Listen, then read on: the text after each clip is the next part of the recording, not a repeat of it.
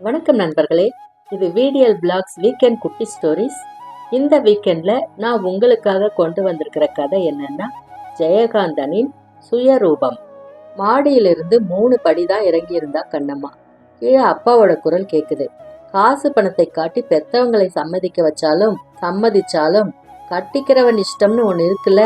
யாருக்கிட்ட இருந்து வந்திருக்கு கடுதாசி? இது அம்மா. போன வாரம் வந்து பார்த்துட்டு போனாங்களே, சிதம்பரத்து பெரியப்பா வகையரா. ஆமா, அவங்க தான் கை நினைச்சிட்டு தாம்பூலம் வாங்கிக்கிட்டு வர்ற தையில முகூர்த்தம் வச்சிட வேண்டியதுதான் அப்படின்னு சொல்லிட்டு போனாங்களே, அதுக்குள்ள என்ன வந்ததா அவங்களுக்கு? அவங்களுக்கு ஒண்ணும் வரல. பொண்ணு பார்க்கும்போது கூட வந்திருந்தானே மாப்பிள்ளை, அவன் தான் கடுதாசி எழுதியிருக்கான். பொண்ணு பிடிக்கலையா அவனுக்கு. கண்ணம்மா 3வது படியிலிருந்து 2வது படிக்கு காலை உயர்த்தி வைக்கிறா. கைப்பிடி சுவர்ல இருந்த மரக்கட்டையே அவளோட கை இறுக பிடிக்குது. அவள் பிடிக்குள்ள மரக்கட்டை கிரீச்சிட்டு சுழலுது. காசு பணத்தை தான் நாம கொடுக்கலாம், அழக கூடவா நாம கொடுக்க முடியும்? ஏன் வயிற்றுல, பங்கஜம் பிறந்த இந்த வயிற்றுல இப்படி ஒரு மக வந்து பிறந்தாலே, விதி, எல்லாம் விதி. கண்ணம்மா வெடுக்கன திரும்பி பார்க்கறா. அவளோட பார்வை கனன்று தகிக்குது. ஓ, இவ பெரிய ரதி. எல்லாத்துக்கும் காலம் வரணும். நம்ம பங்கஜத்துக்கு மாப்பிள்ளைங்க போட்டி போட்டுக்கிட்டு வரலையா? அப்படி ஒண்ணுன்னா இப்படி ஒண்ணு. அப்ப நமக்கு பெருமையா தானே இருந்தது. 2வது படியிலிருந்து மாடி தளத்துல கால் வைக்கும் போது மாடி ஹால்ல நேர் சுவர்ல நிறுத்தியிருந்த நிலைக்கல் அடியில கண்ணம்மாளோட முழு உருவம் தெரியுது. ஆமா, பங்கஜம்னா மகா ரொம்ப. கல்யாணமாகி 15 வருஷம் ஆகுது, ஒரு பிள்ளைய காணோம். பங்கஜம். அவளை தள்ளி வச்சுட்டு அவ புருஷன் வேற ஒரு கல்யாணம் பண்ணிக்க போறான். அப்போ இங்க வந்து அவளும் இந்த அம்மா கையால மொத்துப்படத்தான் போறா. நானும் பார்க்கத்தான் போறேன். எனக்கு கல்யாணம் ஆகலைன்னு யார் அழறா? வயசு 25 ஆயிடுச்சான். ஆனா ஆயிட்டு போகட்டும், என் வீட்டுல தானே நான் இருக்கேன். பங்கஜம் தான் வேற ஒருத்தன் வீட்டுக்கு ஓடி போனவ. அவளும் இங்க வந்து நிக்க போறாளே, அப்போ என்ன பண்ணுவாராம் இந்த அப்பா? கண்ணம்மா நிலை கண்ணாடி முன்னால அமைதியா நின்றுட்டு இருந்தா. சாதாரணமா எப்பவும் அவ கண்ணாடியின் முன்னதான் நின்றுட்டு இருப்பா. மணிக்கணக்கா நின்றுட்டு இருந்தாலும் அவளுக்கு அலுப்பு தட்டாது. தான் அழகில்லாதவள் அப்படின்னு யார் சொன்னது அப்படின்னு தன்னோட ரூபத்தை பார்த்து பார்த்து மானசீகமா எல்லாருக்கும் சவால் விடும் அவளோட கண்கள். காரணமாகவோ காரணமற்றோ சிவந்து பார்வையே நெருப்பாயிருந்தது. பக்கத்துல இருந்த ஈசிச்சேரில பொத்தென விழுந்து முந்தானையால முகத்தை மூடிக்கிட்டு, இது என்ன கிறுக்குத்தனம், நான் எதுக்காக அழணும்? முகத்தை துடைச்சுக்கிட்டு நிமிர்ந்து உட்கார்ந்துக்கிறா. ஜன்னல் வழியே அடுத்த வீட்டு மாடி தெரியுது. பக்கத்து வீட்டு மாடி ரூம்ல இருந்தானே ராமநாதனோ சாமிநாதனோ, அவனுக்கு ரயில்வேல வேலை. அவன் ரொம்ப அழகாத்தான் இருப்பான். அதுக்காக இந்த அப்பா இருக்காரே அப்பா, அவனோட போய் பேசுறது, வலிய சிநேகம் கொண்டாடுறது, பேப்பர் கொடுக்கறது, டிஃபனுக்கு கூட்டிக்கிட்டு வர்றது, பாலிடிக்ஸ் பேசுறது, பீச்சுக்கு போறது. அம்மா இருக்கே ஒரு அழகு அம்மா.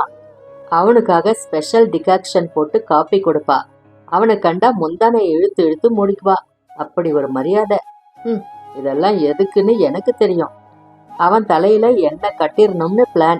எனக்கு மட்டும் அதுல வெறுப்பா என்ன? வெறுப்பும் இல்ல விருப்பம் இல்ல.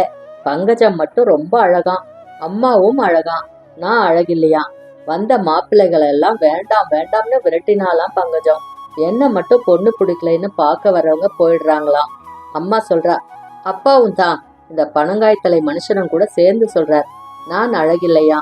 அழகுன்னா அது என்ன? இவங்களுக்கு கண்ணு அழகா இல்ல, நான் அழகில்லைன்னு நினைச்சுக்கிட்டு இவங்களா வலிய போறதுனாலதான் எல்லாருக்கும் கேவலமா போயிடுச்சு.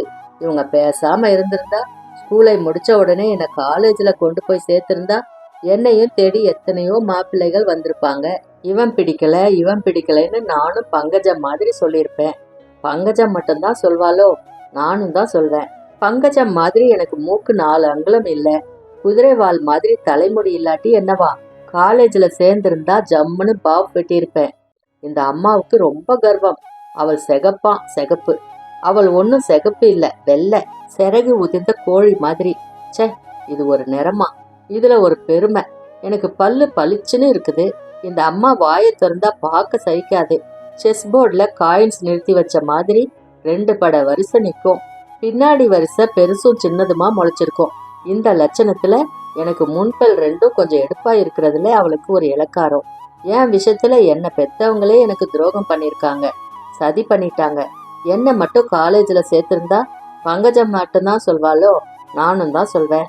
2 வாரத்துக்கு முன்னால ஒரு நாள் இது போலத்தான் கண்ணம்மாள் மாடியில் கண்ணாடி முன்னால நின்றுட்டு இருந்தா. அவளுக்கு இதுதான் பொழுதுபோக்கு.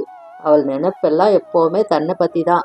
கீழே ஏதோ பேச்சு குரல் கேட்கவே, அதுவும் அவளை பத்திய பேச்சா இருக்கவே மாடிப்படியில போய் நின்னுக்கிட்டா கண்ணம்மா. கொஞ்சம் கூட உடம்புல சொரணை இல்லாம இந்த அப்பா சொல்றார், அந்த ராமநாதனோ சாமிநாதனோ அவன்கிட்ட, இந்த பெண் கவலை தான் சார் எனக்கு பெரிய கவலை. இதோட 4-5 பேர் வந்து பார்த்தும் ஒன்னும் தோதுப்பட்டு வரல. அவளுக்கும் வயசு 22 ஆறுது. போய் இதோட 26 பேர் வந்து பார்த்துட்டு போயிருக்காங்க. இந்த 10 வருஷத்துல வயசு 22 ஆச்சாம். ஏன் புழுகணும்? ஐயோ அப்பா அப்பா. பெண் கொஞ்சம் கருப்புனாலும் குணம் என்னவோ தங்கம்தான். இந்த காலத்துல யாரு குணத்தை பாக்குறாங்க? என் ஃபர்ஸ்ட் டாக்டர் இருக்காளே, அவள் ரதி மாதிரி இருப்பா. அவ பிறந்த வயசுல தான் இவளும் பிறந்திருக்கா. நமக்கே தெரியுது நம்ம பொண்ணு அப்படி ஒன்றும் பிரமாத அழகி இல்லைன்னு. மானம் கெட்ட அப்பா, கண்ணம்மாளுக்கு பற்கள் நர நரன்னு இருக்குது. பெண்களுக்கு அழகு குணம் தானே சார். குடும்பம் நடத்தத்தானே மனைவி. அழகு நிரந்தரமா என்ன? அவனும் பெரிய வேதாந்தி மாதிரி தான் பேசினான். இவனும் தான் நான் கல்யாணம் பண்ணிக்கிறேன்னு சொல்றது தானே. அப்படி அவன் சொல்வான்னு தான் அப்பா எதிர்பார்த்தாரு. அவன் சொல்லல. இவர் மூஞ்சில ஒரு பானை அசடு வழிஞ்சது. அப்புறம் போன வாரம் அவனும் வேலையை தன்னூருக்கு மாத்திக்கிட்டு போயிட்டான். அம்மாவும் அப்பாவும் போட்ட பிளான் எல்லாம் க்ளோஸ்.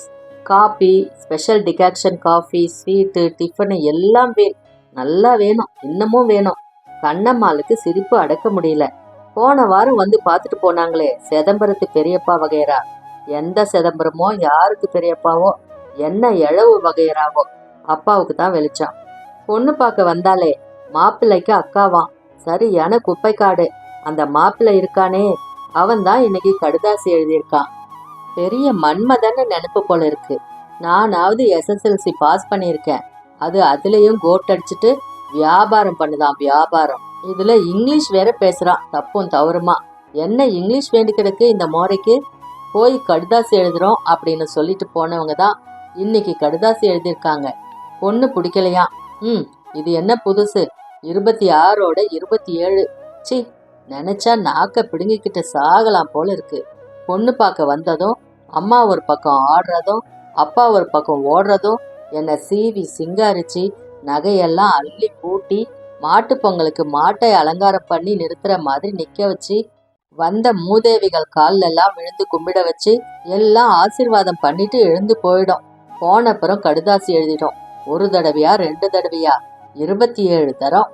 நானும் எண்ணித்தான் வச்சிருக்கேன். கடுதாசி வந்த உடனே இந்த அம்மா என்னை கரிச்சு கொட்டுவா. தெய்வமே, இப்படி ஒரு ஜென்மம் எடுத்திருக்கவே கூடாது.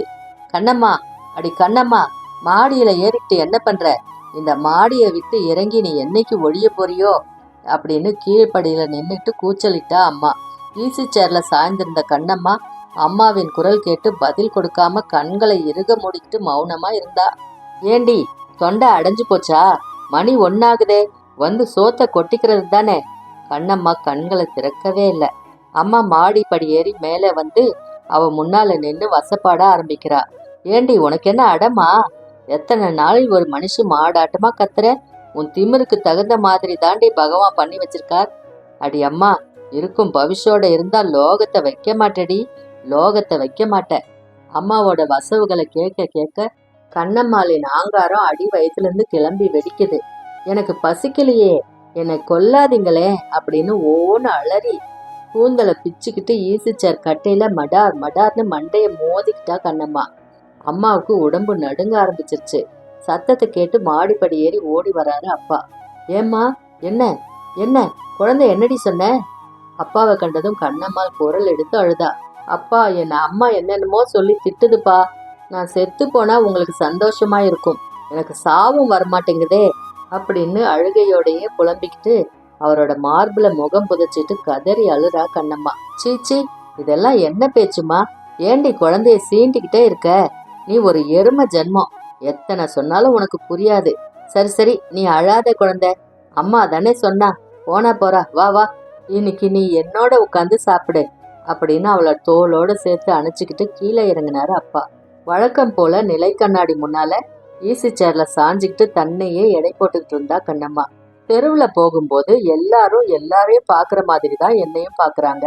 நான் அழகில்லைன்னா என்னை ஏன் பார்க்கணும்? நானும் எத்தனையோ தடவை டெஸ்ட் பண்ணி பார்த்துருக்கேன். நேராவும் மோரக்கண்ணாலும் திரும்பி திரும்பி என்னை எத்தனை பேர் பார்க்கறத பார்த்துருக்கேன். என்னையும் ரொம்ப பேருக்கு பிடிச்சுதான் இருக்கு. அன்னைக்கு ஒரு நாள் சினிமா தியேட்டர்ல ஒருத்தன் அவ்வளவு கூட்டத்திலையும் என்ன மட்டும் ஏன் முறைச்சி முறைச்சி பார்த்தான். லேசா சிரிக்க கூட சிரிச்சான். ஒருத்தர் கண்ணுக்கு அழகா படுறதே இன்னொருத்தர் கண்ணுக்கு அசிங்கமாவும் படும் போல இருக்கு. அப்படின்னா அழகுங்கிறது என்ன?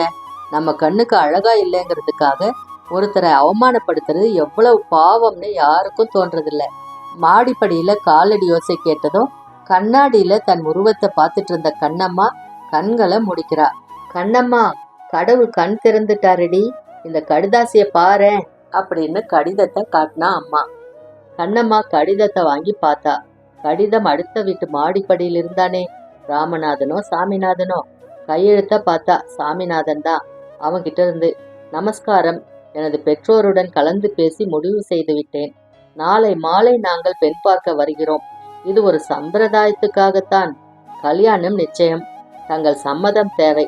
சாமிநாதனும் அவனுடைய பெற்றோரும் பெண் பார்க்க வந்து கூடத்துல உட்கார்ந்துருந்தாங்க. பட்டு புடவை சரசரக்க, பூ தைத்த பின்னல் சடை தோல் வழியே பூமியில் புரள குனிந்து, கை வளைகள் கலகலக்க, வந்தவர்களின் காலில் விழுந்து நமஸ்கரித்து விட்டு எழுந்து நடையழகோடு மாடிப்படி நோக்கி நகர்ந்தா கண்ணம்மா. சாமிநாதனின் பெற்றோர் பெண்ணை பார்த்துட்டு ஒருத்தரை ஒருத்தர் பார்த்துக்கிட்டாங்க. கண்ணம்மா மாடிப்படி ஏறுறதுக்காக முதல் படியில காலை வைக்கிறா. பெருவிரல் மருதானையில அவளோட பார்வை பதிந்தது. பையனுக்கு பிடிச்சிருக்கு, அப்புறம் என்ன அப்படின்றாரு பையனோட தகப்பனார். கண்ணம்மாள் இரண்டாவது படியில கால் வைக்கிறா.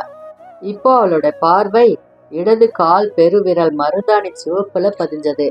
மாடிப்படியின் மறுபுறத்துல வெளி வராந்தால தனியா நின்றுட்டு இருந்த சாமிநாதன் கூட பேசிக்கிட்டு இருந்தாரு கண்ணம்மாவோட தகப்பனார். மாப்பிள்ள, நீங்க உண்மையிலே ஒரு தியாகி, லட்சிய புருஷன் அப்படின்னு தனியா நின்றுட்டு இருந்த சாமிநாதனின் கைகளை பிடிச்சுக்கிட்டு புகழ்ந்தாரு கண்ணம்மாளின் தகப்பனார். பெருவிரல் மருதாணி சிவப்பு கண்ணம்மாளோட கண்கள பாயுது. புகழ்ச்சியை ஏத்துக்கிட்டு புன்முறுவல் பூக்குறான் சாமிநாதன். தியாகமா? உள்ள ஹால்ல உட்கார்ந்து இருந்த வீட்டு அம்மாள் வந்த அம்மா கிட்ட அலக்க ஆரம்பிச்சா. இவ அக்கா இருக்காளே பங்கஜம், டெல்லியில இருக்கா. மாப்பிள்ளைக்கு அங்க உத்தியோகம். பொண்ணு கிளியாட்டம் இருப்பா. பெரிய மனுஷியாகி 6 மாசம் வீட்டுல இருந்தா. அந்த 6 மாசத்துல சுயம்பரம் தான் நடத்தினா போங்க. இந்த மாப்பிள்ளை வேண்டாம், அந்த மாப்பிள்ளை வேண்டாம்னு. கண்ணம்மாள் முகம் சிவக்க இந்த பக்கம் திரும்புறா. மனசுக்குள்ள, பங்கஜம் மட்டும்தான் சொல்வாளோ? நானும் தான் சொல்வேன். காலேஜ்ல சேர்ந்து படிச்சிருந்தால் தானே. இல்ல, இப்பவும் இந்த நிமிஷத்திலேயே சொல்லுவேன். சொல்லுவியா? ஓ. மாடிப்படியின் கைப்பிடி சுவர்ல இருந்து மரக்கட்டை கிரீச்சிட்டது. அப்பா அப்படின்னு அழுத்தமான குரல் மாடிப்படியிலிருந்து ஒலிக்குது. என்னம்மா அப்படின்னு ஓடி வந்தார் அப்பா. எனக்கு இந்த மாப்பிள்ளை வேண்டாம், இந்த கல்யாணத்துக்கு நான் சம்மதிக்க மாட்டேன் அப்படின்னு கூடத்துல உட்கார்ந்துருந்தவங்களோட காதுகளை விழும்படியா சொல்லிட்டு தட தடன்னு மாடிப்படிகள்ல ஏறி ஓடுனா கண்ணம்மா. 10 வருஷம் ஏற்ற அவமானத்துக்கு பழி தீர்ப்பா? மாடியில் நிலை கண்ணாடியில அவள் சுய ரூபம் தெரிந்தது. நான் அம்மாவை போல் பங்கஜத்தை போல் அழகி இல்லைதான், ஆனா அவர்களைப் போல் நானும் ஒரு பெண் இல்லையா? மாடிப்படி அதிர்ந்தது. வந்தது அம்மாதான். ஏண்டி பாவி, உனக்கு பைத்தியம் பிடிச்சிட்டுதா என்ன?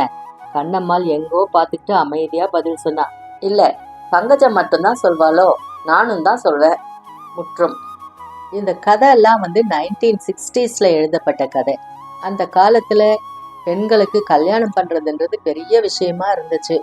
அழகா இருக்கணும், நிறைய தங்கம் போடணும், வரதட்சணை கொடுக்கணும், இது மாதிரி நிறைய விஷயங்களால பெண்கள் முதிர் கன்னிகளாவே நிறைய நாள் இருந்தாங்க. ஆனா இதெல்லாம் இப்ப கொஞ்சம் மாறித்தான் இருக்கு. இன்னும் மாறணும். இந்த சிறுகதைகள்லாம் எப்படி இருக்கு அப்படின்னு கமெண்ட்ல சொல்லுங்க. சப்ஸ்கிரைப் பண்ணாதவங்க சப்ஸ்கிரைப் பண்ணிக்கோங்க. மீண்டும் அடுத்த ஒரு நல்ல கதையோட அடுத்த வீக்கெண்ட்ல சந்திக்கிறேன். அதுவரை உங்களிடமிருந்து நன்றி கூறி விடைபெறுவது VDL Vlogs VDL. நன்றி, வணக்கம்.